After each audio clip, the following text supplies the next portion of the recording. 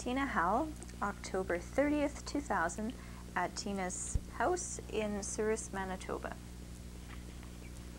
Can you tell us your name and where you grew up? Tina Howell, although my full name is Thomasina. And everybody kind of calls me Teeny or Tina or Teeny. I get lots of names. Ina. My mom and dad used to call me Ina. Yeah. And the school where I went to, the teacher, if I was talking to somebody and I wasn't supposed to, she would say, Thomasina. And then I knew she was not kidding. Where'd you grow up, Tina? I grew up in a little place called North Shields.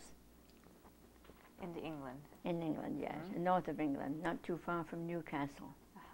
It was a shipping area, and that's why we got bombed so much, because we were just about 3 blocks away from the river, from the River Tyne. And the cargo ships used to come up the river and bring food to us. But they were stopping those ships. The Germans didn't want that. That's why they bombed the areas where they were bringing the food in. Yeah, and Liverpool was another source, and Southampton, down south. They really bombed all those areas because the ships were coming in and bringing supplies and everything, and you know, they didn't want that. How old were you when the war started? I was 15. 15. Yeah. And what did your dad do for a living? My dad was the caretaker of a church, Presbyterian church, and this is where we went downstairs in the church basement, to get away from the bombs. It was our own little shelter, Mom said, and she made it comfortable for us, and we used to go there just about every night. Every night. Yeah, and we missed school. Actually, I was out of school then. I started working when I was 14. And then when my brothers and I, we didn't get much sleep. Not one of us got much sleep because of the bombing. And then we used to go up to the house and try to go back to sleep, and you couldn't, because it used to go around about 8 o'clock or 9 o'clock at night. And Dad was an air raid warden. I don't think you know what that is, do you? Tell us what that is. Well, it was in the blackout when we had to keep all the lights off in England. And it was a volunteer job. And after when night came, it was very dark because everybody had to have the black curtains on their windows. And so they didn't want, for the bombers to see, they didn't want any of that either, you see. But they came, that was night bombing all the time. They done more night bombing than day bombing. And there was a private, not private, but a public air raid station, but it was about a block away. So Mom and Dad said, well, we'll make our own little shelter. But we never dreamed really of having it so cozy and everything. We were in the basement just opposite a big boiler heater that was heating the church. We never realized if a bomb had hit us, we would have been gone for.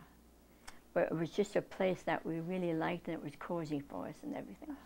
So that's where we went. How close did a bomb ever get to you? Well, this is why Dad made his decision to send us over to Canada, because just 2 blocks over, the whole street was demolished. And he said it was getting too close and he didn't want us to be hurt. Mom didn't agree to it, but she went along with Dad, because we never realized that we were going to be here for so long. You know, because this was still 1939 at that's this right. point? They started the war in 1939, and we came over here in 1940. And actually, we didn't know it was going to be so long, because Mom and Dad said we're just going for a holiday. And this is what we managed, you know, imagine that we're just going for about a month or so, or 6 weeks or something, never thinking that we'd stay for 5 whole years until the war was ended. Yeah. We got a chance to talk to them over the telephone. Over the phone. Yeah, we talked to them in Edmonton, because I joined up in Calgary in Alberta. And there was a girlfriend of mine in school. She said she was going to join the Air Force, and she was a chum of mine. So she said, why don't we join together? And we did. But the trouble is, she was stationed on another station, I was stationed on another station. Never saw her during the war at all. We were hoping to be together, but we never were. Yeah. So when you left England, were you really aware of how life would change for you? Oh yes. Well, not really. Not really. I shouldn't say yes, because when we landed in Halifax, we just thought maybe Canada was a huge country. This is what our geography teacher told us. It was a huge country. And she says there's a lot of foreign people living there, and Indians as well. So we kind of perked up when she said Indians, because when we sailed into Halifax, I thought in fact, there was going to be wigwams with Indians. Instead, we came into Halifax, and it was a kind of a shipping area, and quite smoky or foggy, whatever it was, and we were quite disappointed. And then also at the back of the schoolroom, the teacher had a picture of Banff Springs Hotel in the mountains, and I always looked at that picture every time we had geography class, wishing that I could go over there and see. But my dream came true, because I did see it. You did? Yeah, I did. How long after you'd come to Canada, though, did you see it? Oh, well, it was when we were staying with this family in Calgary, and they took us to Banff from Calgary. It isn't far from Calgary. No, we really enjoyed it. And I couldn't believe I was there, really, because, you know, you don't think that just by looking at the picture that you're going to be there. Yeah. You wish maybe you could be there, like people wish that they could go on a cruise or whatever, you know. But my dream came true. Yeah. Did you know any other families who sent kids over to Canada, or were you the only ones that you knew of? Well, we came from different towns. There was 150 of us, and each place, you more or less had to have a sponsor or a relation to come to. And it was far better if you had a relation. So this is why my dad wrote to his aunt, with my great aunt, and asked her if we could stay, the three of us, for a little while. He just said for a little while. So she said yes, and she was a fairly old lady. She was 70 years then. And actually, about 2 months afterwards, she couldn't cope with the three of us. All of a sudden, she had 3 children, and she had a son already grown up. And so her son and his wife took the 2 boys, and they put me in another place. In fact, I was in about 3 places before I settled down into a nice home that accepted me. And they're really very good. I call them Mom and Dad, my Canadian Mom and Dad, and they're very kind to me, and I really enjoyed it. We should mention how old your brothers were. How old were your brothers when you came over? Well, one was 10, and the little one was 7, and I was 15. Yeah. How was the boat ride over to Canada? Would you like to know? I'll maybe read this now, will I? Okay. Well, just tell us what comes to mind about it. Alrighty. It says, quiet Alberta was a long journey from bombs. It had just turned 9 o'clock when the air raid siren blew in the little town of North Shields, England. We hurriedly awakened my 2 young brothers and all filed down to the shelter in the basement of the church, where my father worked as a caretaker. My dear mother had made a comfortable place for us to be doing an air raid. It was lovely and warm, with the boiler heater right in the center, and Mom had placed small pieces of carpet on the cement floor, where there were 3 single beds and 3 chairs for us to use. It was a home away from home. We thought it quite safe, but realized afterwards that if a bomb had hit us, we would have been scalded to death, as the water boiler was only a few feet away from us. Tina, can I ask you, did Yes. your parents continue to stay in that shelter all through the war? Did they stay right in that area and keep going down Well, there every they night? did until about a year after we came over here, and they went to Yorkshire to live. So actually when we went home, it was a different place where we went. We didn't go back to North Shields. So they moved to a safer place then? Yes, they did, kind of in the country, Yorkshire, and there wasn't that much bombing there. Yeah, that must have been a relief for you. Oh, being yes. in Canada, huh? To Yes, know that it was. It really was. in a safer place. But it was different coming back to another town, because we had to make new friends, and you know, and we had to start more or less all over again. And I went to school. I went to school in Lacombe in Alberta. That's where the last family took me, and this is where we joined up, my girlfriend and I, and we still keep in touch, by the way. She lives in Alberta, and we still write to each other and phone each other. It's really nice. Yeah. How did your brothers handle leaving England? They were pretty young. Well, actually all three of us didn't handle it very good on the boat. When we realized we were away from Mom and Dad, and we looked out the portholes, and there was just water all around us. We actually had to go to a school in Liverpool, a gymnasium where they had cots for us to sleep on, and we went there about 5 days before we actually went on a boat, because the boat was docked quite a ways from the Liverpool, from the thing, and they didn't really want the ship to come in. In fact, they couldn't come in because it was too low water, and also they didn't want anybody to know that we were traveling on that ship. And this is why they woke us up in the gymnasium where we were sleeping, and we had to hurriedly get ready and get our hats and coats on and everything. And when I was one of the older girls, we were asked by the people that looked after us, our chaperones, to help with the younger ones. So instead of getting your coat and hat on just by yourself, you helped around about a dozen or so little kids to get dressed, you see. Yeah. But the bombing in Liverpool was terrible.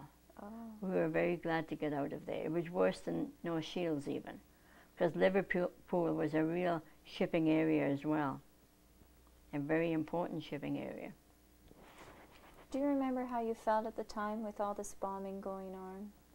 Was every moment one of fear, wondering if something was going to hit? Oh yes, because especially when they bombed that street. I mean, it was very, very close, and we heard it. And it was pretty sad because we didn't really know what to do about it. We were just kids, you know. And Mom and Dad would talk to us, more or less trying to get us off the bombing. And they told me stories of when they got married and all that kind of thing. And we just listened to them. And it did take our minds off the bombing. It really did. But when we woke up the next morning and we heard that it was a couple of streets away, we were quite dumbfounded to think that the whole block went, the whole street went. And everybody was kind of scared after that, especially up around our street. Because if it could go there, it could have come to us as well, you see. Yeah, we were pretty scared. I admit we were. And you had mentioned you were working, not going to school. Where were you working? My first job was being in a sweet shop. You call them sweets over there, but it's candy here, candy shop. And they sold newspapers and candies, cigarettes, and actually the shop was opposite the school, and all the school kids used to come in and want the treats and then go to school. And I had to serve while the kids were going to school, and then when they were in school, I went to the back of the house where they lived, and I cleaned house. And I was 14. And that was the lady that introduced me to spring cleaning. She said, well, we'll do our spring cleaning now, Tina. So I said, all right. And I thought I was just going to sweep and dust and all that kind of thing. She said, we'll go upstairs. So we went upstairs to the bedroom. We'll change the mattress, she said. So I helped her to change the mattress. It was a heavy thing. It was quite awkward to do. And then now she says, we'll clean the springs. And I said, clean the springs? Oh, yes, she says, we've got to wash them and we've got to wax them afterwards. And I thought, gee whiz, what a funny thing to do. And she says, well, it's spring cleaning, you know. And I couldn't get over that. And actually, I didn't stay there too long because Mom thought that I was doing too much work for my size, like. But my wages were 5 shillings a week, and the shilling is worth about a quarter then. Yeah. And they used to give me a quarter of a pound of candy, any candy that I liked. So I used to keep the candy, or maybe share it with my brothers, and I used to give Mom 3 shillings and keep 2 shillings for myself. And I could go to the show. The show was just a penny. I used to go to the show with the kids and have treats afterwards until it lasted for the next week. And that was my wage. How did that change when the war started? Did that candy shop continue to sell candy during the war? Oh, yes. It did? Oh, yes, yes, yeah. Well, mind you, this was after the war, when I went back. Oh, this was your job afterwards? Yeah, no, I'm making a mistake, sorry.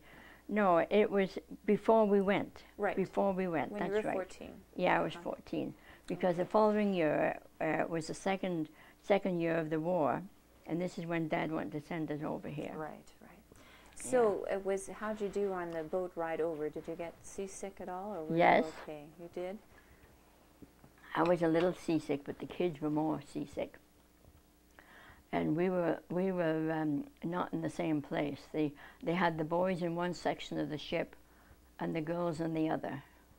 And the crew was awfully good to us. They put on a concert every night for us, and some played the violin and the accordion, and they sang for us, and we really liked it. And the food was really good on board ship. No rationing there, you know. And we had really good food and real good entertainment. And this made the journey a little less. It took about 5 days to come to Canada. And then, of course, it took almost 5 days to get to Calgary. Yes. Yeah. And by that time, we were just very, very tired. And as you traveled across the country on the train, kids would have been getting off Yes. ahead of you at destinations. Yes, and as I said in here, we were quite jealous because they got to their destination, especially in Toronto and before you got to Toronto. And then in Ontario, of course, it was all little places that they dropped them off. And actually, Toronto, the city of Toronto didn't have very many. It was the small towns that opened up there. Well, that's where the relations were, I guess. So it was mostly the small towns. And so when he came through and said that Calgary was the next station, we were quite glad to get off the train. What would you do on the train all day long? Well, we sat and read, and we were given books to read, and just kind of help with the younger ones, and help to put them to bed and everything. And actually, we didn't. They had one section for the real younger kids to sleep, but the older ones, we sat up all night.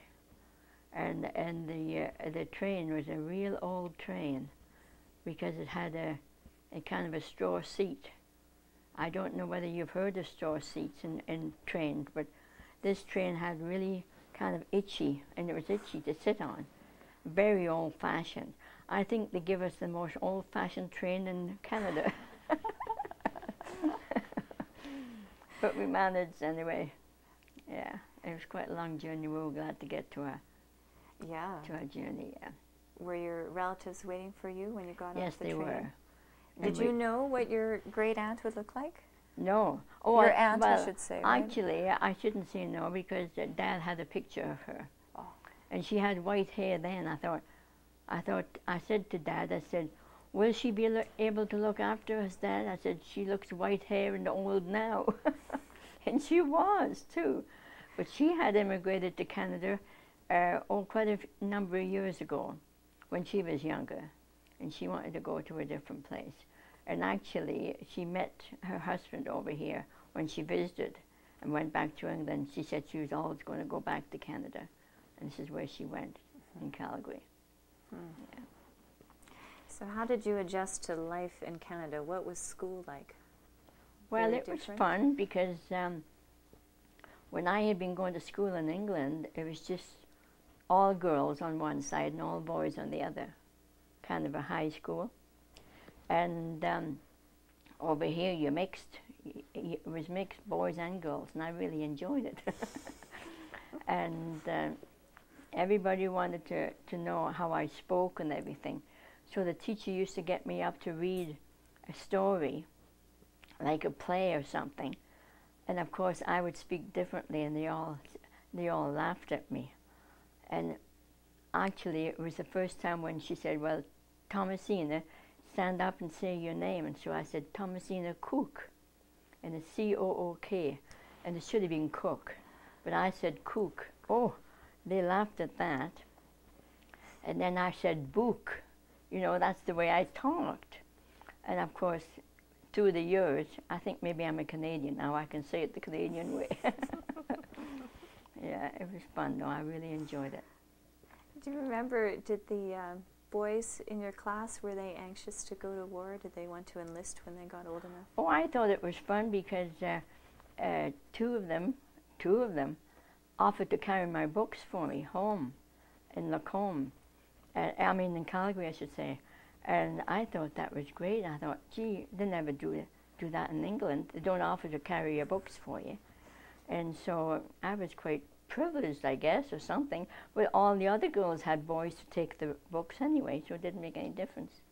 But I thought it was kind of unique. I really liked it.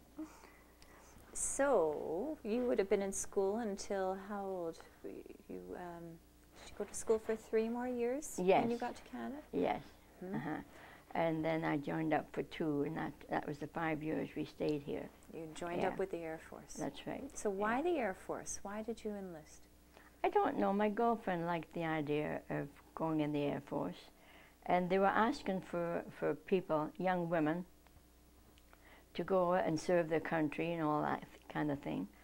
And we thought it was really going to be quite an adventure, you know. And it was. It was a different life, but we really enjoyed it. She used to write to me and tell me what she was doing, and I'd write back to her and tell her what I was doing. And then another time, when we had leave, we had leave, and she came to see me at the station, and we went to Humboldt, and we went to Regina one time. No, Saskatoon, I should say. And there were 2 or 3 of us all went, and there's about 5 of us went. And we checked in at this hotel, the Besborough Hotel in Saskatoon, and just 2 of us would check in because of the money situation. But there was really 5 of us. So we got away with it, though. I don't know how we did, because we slept on the floor, and 3 took the bed, and the other 2 took the chairs. And it was quite uncomfortable, but we didn't care. We were having a good time on our leave anyway, really. What happened after enlistment? Did they send you to train anywhere? Oh, yes. When we joined up in Calgary, we were sent to Rockcliffe in Ontario. And it was just a station where you stayed 6 weeks and done your basic training, and then you were stationed out to other stations in Canada. And that's where when I went to Rockcliffe, I was stationed just about 7 miles from Ottawa, and we had 6 weeks to graduate. But I never did graduate, because the night before the graduation, my girlfriend and I, we went down to the gymnasium, and there was ropes hanging from the ceiling, and we started swinging on them. And then these two airmen came along and said, "Do you want some help?" And we said, "No, we can manage ourselves." But they didn't hear me, because Betty, my girlfriend, she had long legs and she could jump down. But I was kind of small, and I let go of the rope when it went up that way. When I came back again, I fractured my skull. Ooh. So I was in hospital for about 3 or 4 weeks. Oh, good heavens. And of course, while I was in hospital, I didn't see my chums or anybody that I joined up with, Yeah. because they were all stationed to other stations. And then when I got out, I went to Day 4. That's when they sent me to Day 4. Oh. Then after Day 4 was Vancouver. Uh-huh. So what kind of training did you take? What did they train you to do? Well, actually, first of all, I was a telephone operator. I was a telephone operator in England too for a little while. So this is what I wanted to be in the service. But sometimes you didn't get everything that you wanted to be. And if there was a place for you to be a telephone operator, you got that job. But if not, you'd get the next job, which was maybe in the kitchen or whatever, serving the men and everything. And that's what I did at first, and then I managed to get into this telephone, the plotter, and we were trained for that. We were trained for the bombing and gunnery school and how we were going to do it. Right. So what does a plotter do? Well, the plotter, there's 4 stations, quite a ways from the station where we were, about I'd say about 10 miles away. The boys used to take up the planes and drop the bombs in a kind of a small area, and we used to give them marks on there, on their bombs. We used to plot them, and back at the station we took the message on the phone, and they would tell us where each bomb dropped. It started with 100, 80, 60, 50, 40.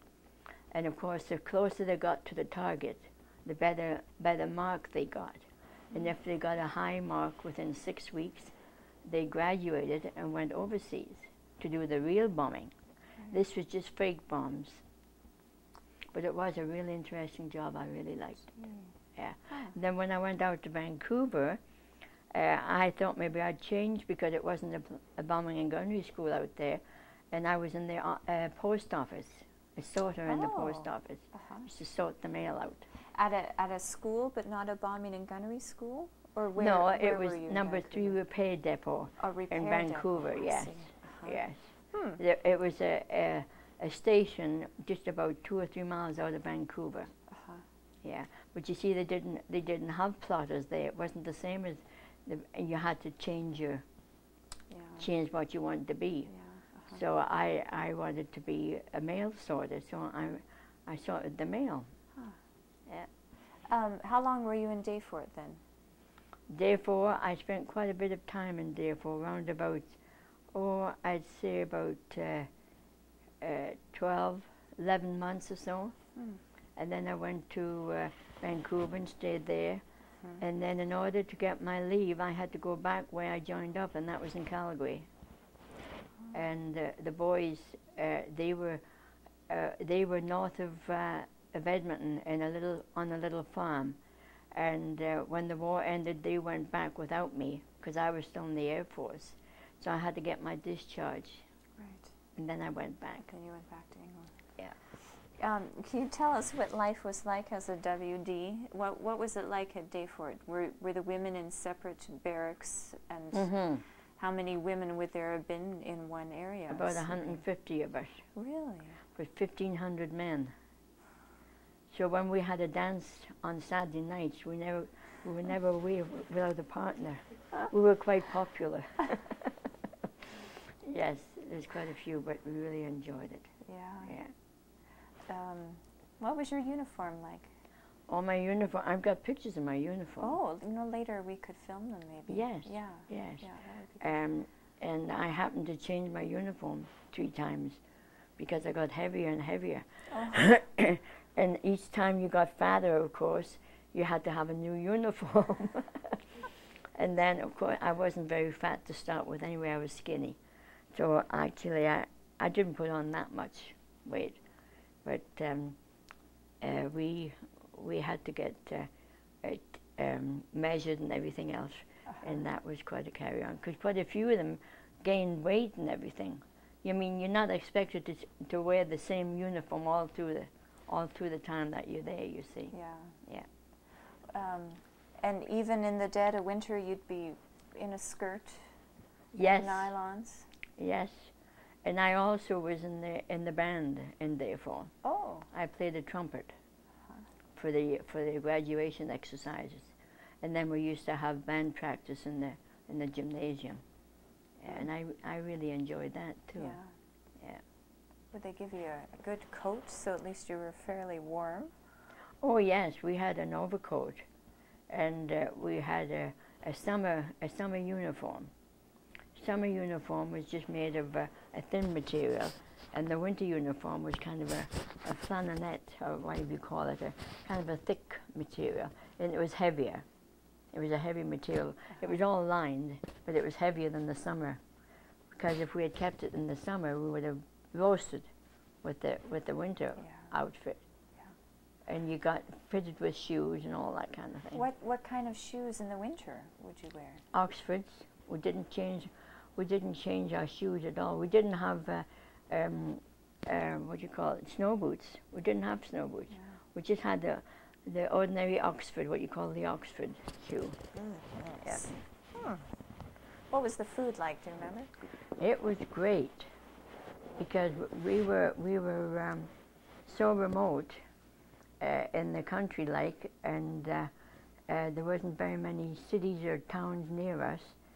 So when we first got stationed there, the commanding officer said, we're rather in a remote area, but I'll guarantee that you'll get good food. So he did too. He was very good to his word. He says, you'll have chicken every Sunday. And we did. We had chicken every Sunday. Really believable. That's good. And really good meals too. Very good. Yeah. Did you go home on leave at all? Did you go back to No, Alberta? I was hoping to be shipped overseas. And this is actually maybe one of the reasons, it kind of helped anyway, why I joined up. And I said to Isla, my girlfriend, I said, I hope I get a posting overseas and then I can see Mom and Dad. But I never did. No, I never did. Yeah. Were you in touch with them much while you were in the Air Force? Through yes, letters? Yes, we were. We sent airmail letters all the time. Yeah. But you had to be careful to watch your letters, because they were all censored when they got over there. If you mentioned a name, if I mentioned Dayforce, Saskatchewan, they would wipe that out in black pencil or white pencil. And Mom, more or less, she showed me the letters that I wrote. She kept them all when I went back again. And she says, there's your letters there. She says, half the time we were quite curious to know what that was all about. Well, I said it was because of the war, Mom. They didn't want us to know where we were situated. Everything was more or less hush-hush then, you know. Yeah. When you handed the letter in, then, did you put it in an envelope and not seal it, or how would that work? Yes. We had a box on the station that we used to mail our letters to. And then, of course, when we used to go on our leaves, we used to go to certain towns. And actually, right outside the gates, about 5 minutes away, we called a boom town. It was actually a town of Dayforce, but we called it boom town because it was the only place that we went to for supper and everything. We could go off the station, and we could even be in our civilian clothes. We didn't have to go in uniform. And so this is where we went sometimes in the evening. And then when we had a 24-hour pass, it wasn't enough to go any other place, so we stayed on the station, and we used to go there for supper sometime. Yeah. So that's what you did for fun. That's right. And then they had a bowling alley. They had a bowling alley. Oh, and we had a dance floor, and they showed films too. They showed the movies. So we had quite a lot of recreation. And were there sports teams of any sort? No. Not there? No, we didn't have that. No. No. We just had the movie and the dance hall. And then, of course, some people were musically minded, so they had more or less a little orchestra for you to dance to, and they would put on just music for us sometimes in the evening. Yeah, and whoever wanted to get up and tell jokes and everything else, well, they did. That was our amusement after our job all day long. We got up quite early, and we had exercises. And we used to run around the station. It wasn't that big, but we used to run around the station. And, of course, we called it jogging, and that's what was our exercise for the day. And would this be the men and women No, just the women by together? ourselves. Just women? We didn't join the men at all, except for meals. And they were at one end of the kitchen mess, and we were at the other. Yeah, it was just no mixture at all. So how were you treated by the male Air Very Force good, crew? very good. Well, there was New Zealand boys came over, English boys, and Australian boys, and we got to know them, you know, when we were at dances and everything. And of course, we had a few romances, but it didn't amount to anything. And we knew we had to say goodbye sometime because we were just there, you see, for a number, a time, just a time limit. But everybody was friendly. We got along really great together. Everyone mixed well. Yeah.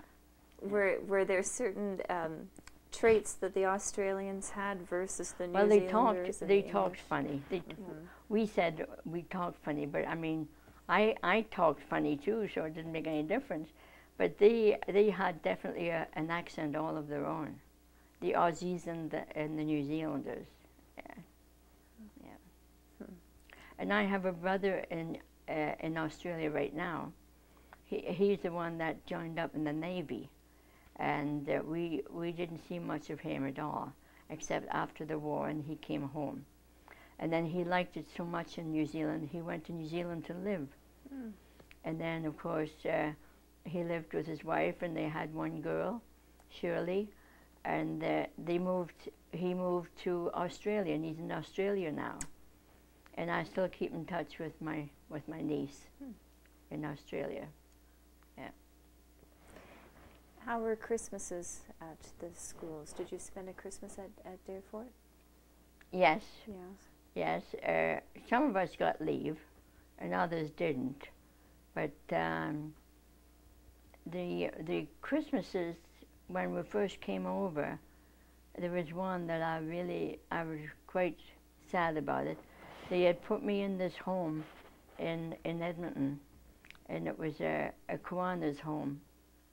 And they didn't have too much of a Christmas because it was homeless boys and girls there.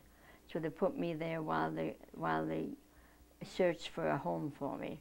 And that's when I went to Lacombe. Yeah. Before that, I was about in 3 homes before I was finally settled. And the boys were in a few homes too before they were finally settled. Yeah.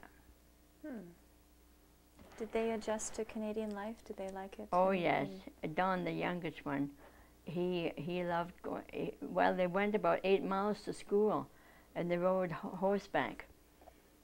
And a funny thing when the people that got in touch with me saying that they were going to be going back to England, the lady said, "Too bad Don wanted to know if you could take a horse with him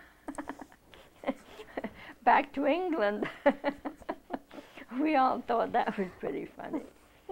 Yeah, I've still got some of the letters that they wrote to me. Oh. Yeah, and telling me about the boys and everything. They're somewhere tucked away. Yeah.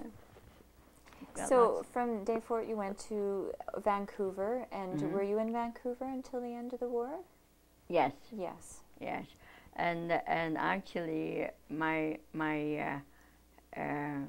brother Dave, the one that's in Australia now, he was 11 years old, and he didn't enjoy the people that he was staying with, and they actually he done a lot of chores.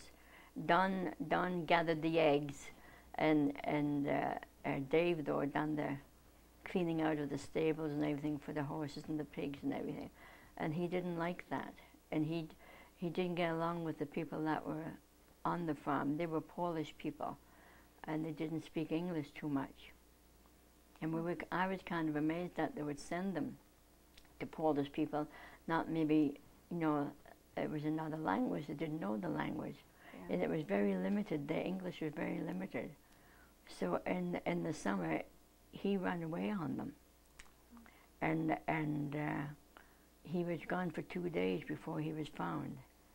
And the reason why that I was notified, I was out in Vancouver at the time, and my friend and I were going down to the library we used to read the papers from home, from all across Canada.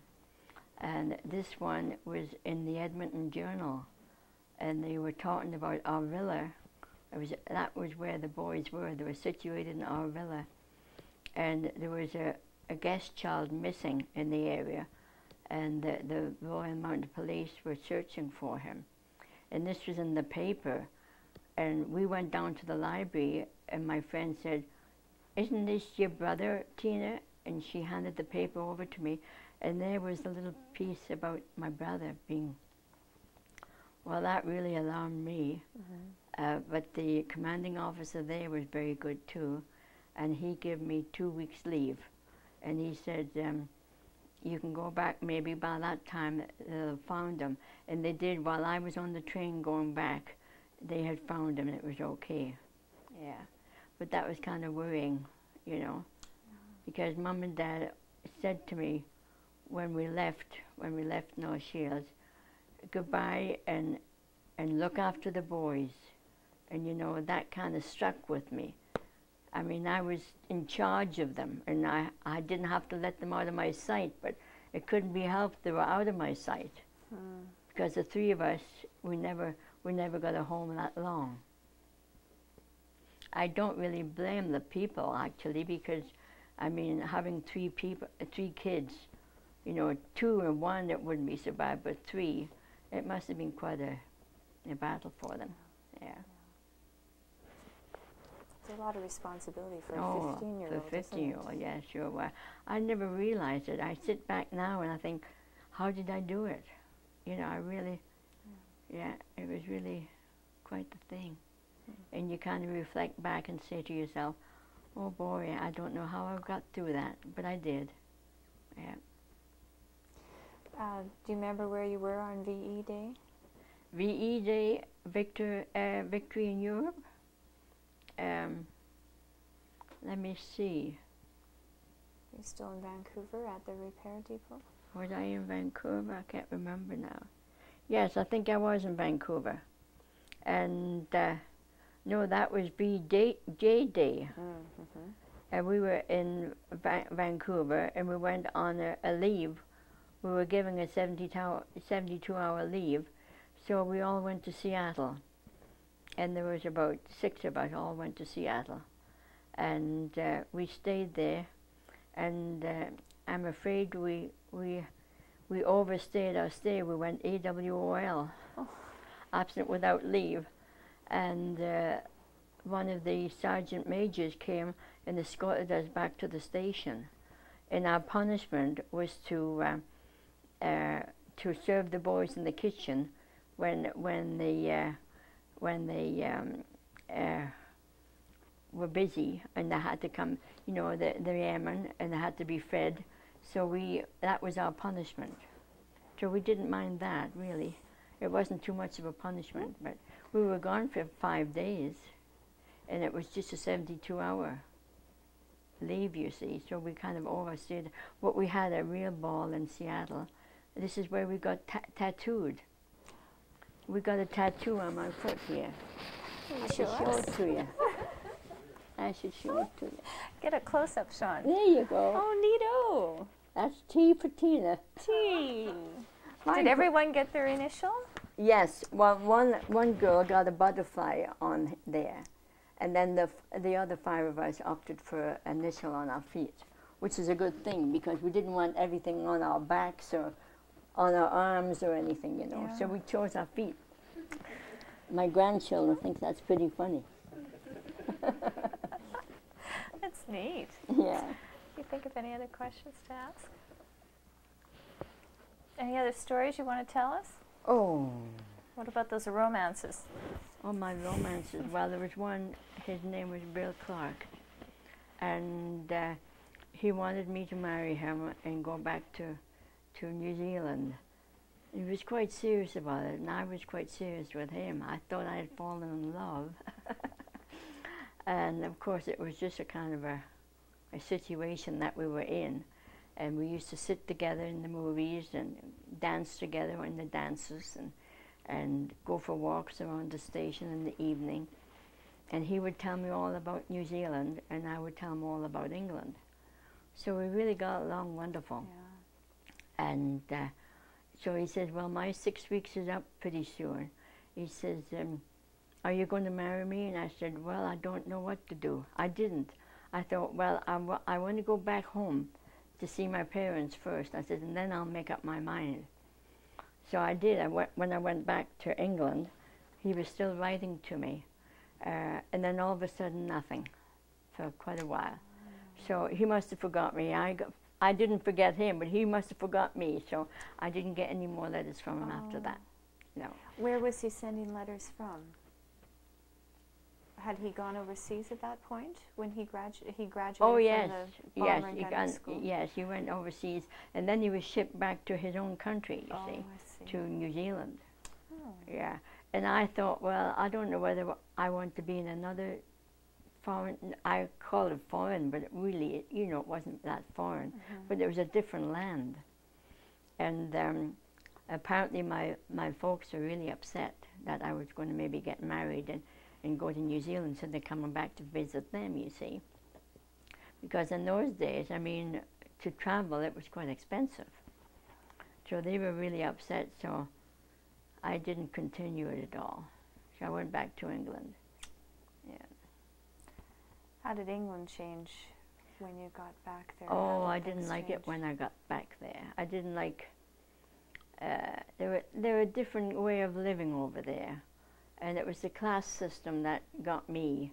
The first class train, first class buses and everything else, they were all first class. And second class was a better. It was more or less the working family, second class over there. First class is the rich people, I'm afraid. And it's still going on today. They say not, but it still does. That's the kind of country it is, really, you know. Mm-hmm. Because my daughter and I, we went back for one visit, and we got the wrong train. We went into the first class, and we never realized it was a first class until the conductor came around and wanted to see our ticket. And he said, "Sorry, ma'am, you're in the wrong compartment." So he said, "Just a minute," he said, "I'll see what I can do for you," because funny enough, the first class, there was hardly any passengers there. Just a sprinkling of passengers, just about a dozen or 15 people in the whole car. But the second class, it was overcrowded. So he went back to the second class, and when he came back again, he said, "Well, it's kind of crowded in there, and you won't get a seat. You better stay where you are." So we traveled first class to Yorkshire when we went to see Mum and Dad. We thought that was pretty good. We went to the dining room for a meal, and it was really, really very nice. Whereas in the second class, you use the canteen. There's a canteen in some of the trains, and you just have a sandwich and and a cup of tea, whatever. Mm-hmm. But over in the first class, you had to go. You got to go to the dining room in order what you wanted. But that doesn't happen very often yet. I mean, a conductor, they're more strict now, I think. Yeah. Yeah. It must have been a wonderful reunion with your parents when you got Oh, back. it was. Right? It was really wonderful. Yeah. Mind you, it was pretty sad when the boys went back. Because Mom and Dad, when I went to visit them for a long time afterwards, I went to visit them. And sad to say, they were waiting for them. And Don didn't know them. He was just 7 years old. He didn't even recognize Mom and Dad. And Mom said it was really heartbreaking because he went right back by us. And he looked lost, poor little thing, you know. And he was 7, 8, 9, 10, 11, 12. He was 12 by that time. And he didn't even know his Mom and Dad because, I mean, he left at such an early age. You know, it was understandable. But once he got going, it was fine. They went back to school again. He went back to school. Yeah. Oh. Well, thanks for talking to us. Well, it was nice for you to have me. Yeah, good interview. Thank you. Easy interview. So you've got pictures that we could film? Yes.